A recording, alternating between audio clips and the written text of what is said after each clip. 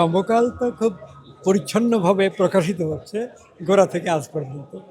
যেসব পরিবর্তন বাংলাদেশে হচ্ছে, বাইরের দুনিয়াতেও হচ্ছে, এগুলোর খবর, কোনোটার ইন্টারপ্রিটেশন, এগুলো প্রকাশিত হচ্ছে। আমরা আনন্দের সাথেই সমকাল পড়ি। সময়ের দাবি একটু ভিন্ন, কোনো পত্রিকাই সেটা মোকাবেলা করছে না।